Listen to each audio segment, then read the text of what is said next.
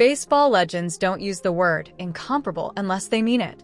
When Ken Griffey Jr. says there's no parallel, when Pedro Martinez calls it beyond anything he's ever seen, and when Derek Jeter openly admits he cannot compare him to anyone from his era, it signals something historic. Shohei Ohtani isn't merely the best two-way player since Ruth. He is performing a version of baseball that didn't exist before him. A unanimous MVP, a $700 million contract, 44 home runs, and a 3.14 ERA in the same year. These aren't just milestones. They're evidence that he's operating outside every conventional measurement system the sport has ever used. Ohtani's 2023 stat line: 44 home runs, .304 average, .412 OBP, 1.066 OPS, while simultaneously posting a 3.14 ERA with 167 strikeouts, is simply unprecedented in the live ball era. Not a single modern player has combined a 40-homer season with a sub-3.50 ERA while throwing 100-plus innings. Babe Ruth came closest in 1919, but that was an era with 82 miles per hour fastballs, deadened baseballs, and segregated talent pools. Ohtani faces bullpens designed around velocity, reliever matchups, and analytics-driven pitch design, yet his numbers stay elite in both dimensions. Even modern analytics cannot properly assess him. WAR models assume players fill one job. Ohtani is simultaneously filling two: an ace starting pitcher, worth roughly $35, 40 MAV in today's market, and a cleanup bat, worth another $35, 40 MAV. That's why his real value exceeds the 9.6 WAR Fangraphs assigns him. The models cannot account for the roster spot he frees. A team with Ohtani essentially plays with a 27-man roster in a 26-man league. Contracts reflect this duality too. Ohtani's $700 million deal shattered every MLB precedent. But the logic is simple. Garrett Cole is paid $36 million per year to pitch. Aaron Judge is paid $40 million to hit. Ohtani is both. And because $680 million of his deal is deferred, his luxury tax hit becomes just $2 million annually for a decade, giving the Dodgers unprecedented financial flexibility. MLB rulebooks also had to bend to accommodate Ohtani. The adoption of the universal DH 2023 and the Ohtani rule 2022, allowing a pitcher who serves as DH to remain in the lineup after being removed from the mound, exists solely because baseball had never seen a player who needed such rules. Baseball literally changed its operational structure because of one human being. Ohtani's arrival with the Dodgers in 2024 rewired competitive architecture. Because his luxury tax number is only $2 million, the Dodgers effectively gained $45 to $50 million in additional CBT space, allowing them to sign Yoshinobu Yamamoto, 12 years, $325 million, and extend Tyler Glasnow, $136.5 million. In practical terms, Los Angeles built a $300 million roster but paid tax penalties on only $240 million. The business impact is just as dramatic. Ohtani starts in Anaheim increased home attendance by nearly 7,000 fans per game. Road attendance rose 14 to 25% when he pitched. In Japan, his Angels starts reached 3.2 million viewers, about 15% of Japan's primetime audience. MLB TV subscriptions grew to 847,000 internationally, with 41% coming from Japan alone. When Ohtani signed with the Dodgers, Japanese broadcasters paid nearly triple what they paid for Angels rights. Merchandise sales reached historic highs.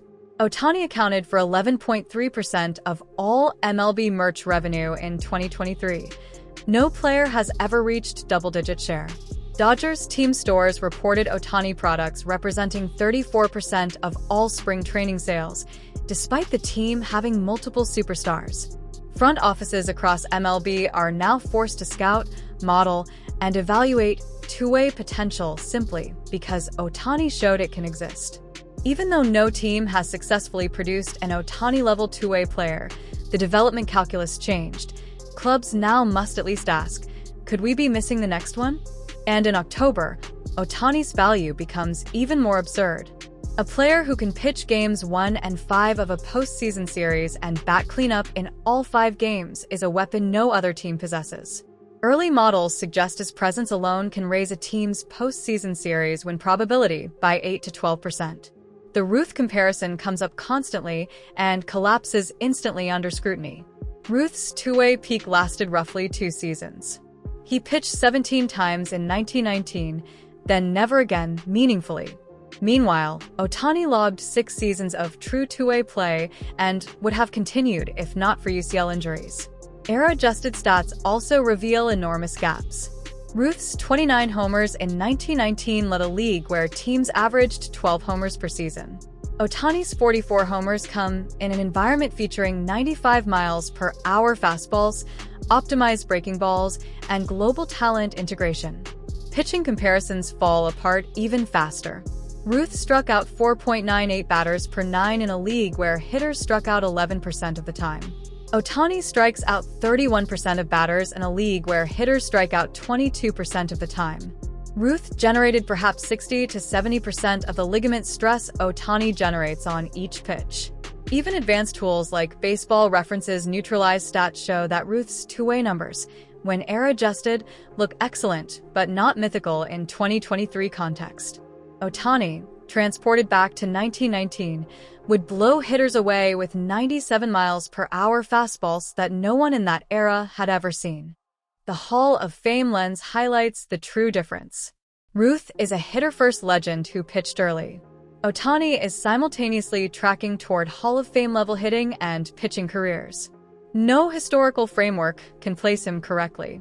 Ohtani exists because an NPB organization made a decision no MLB team would ever dare: allow an 18-year-old to develop as both a pitcher and hitter.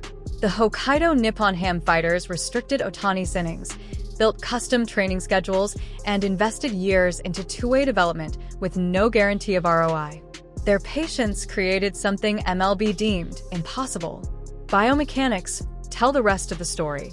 Pitching and hitting rely on opposing force patterns, and historically, attempts to balance both have failed. Ankiel, Kieschnick, Owings.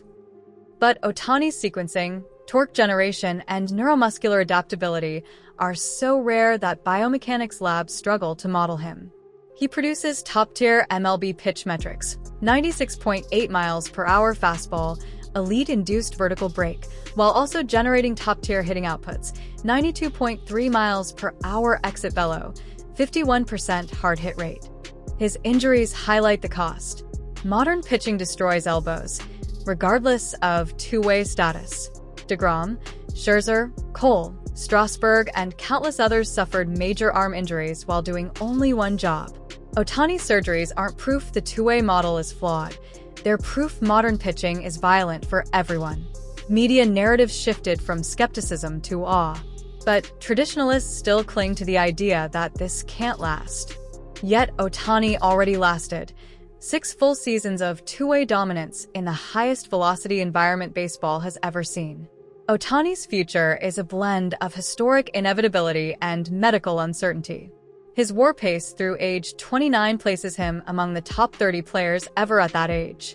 Even if he never pitched again, he'd be a Hall of Fame hitter. If he regains even 80% of his pitching form, he becomes the most statistically efficient player in baseball history. But second Tommy John surgeries succeed only 67% of the time. Velocity typically dips. Pitch shape changes. And Ohtani's Dodgers tenure is a massive gamble.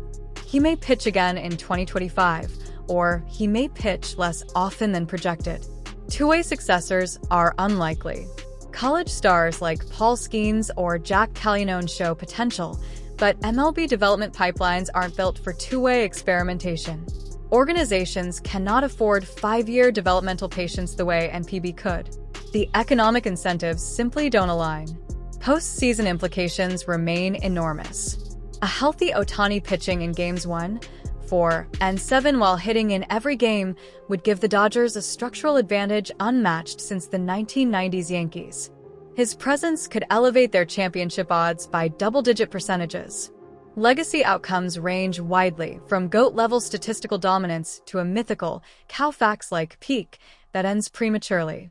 But every scenario ends with Cooperstown. When legends insist Ohtani has no comparison, they aren't speaking metaphorically. Every historical framework breaks when applied to him. Statistical models fail. WAR undervalues him. Hall of Fame systems don't know where to categorize him. The rulebook had to be rewritten because of him. And the developmental, economic, biomechanical, and structural circumstances that produced Ohtani are so unique they will almost certainly never align again. Ruth changed strategy. Ohtani changed possibility. He occupies a category with a population of one, not the best two-way player ever, but the only true two-way superstar in the history of elite baseball.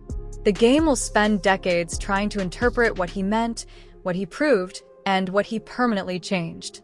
But one truth is already clear. We will not see this again. Not like this. Not at this level. Not in this era. Not with this impact. Shohei Ohtani isn't just rewriting baseball history. He's writing a chapter no one else will ever be able to duplicate.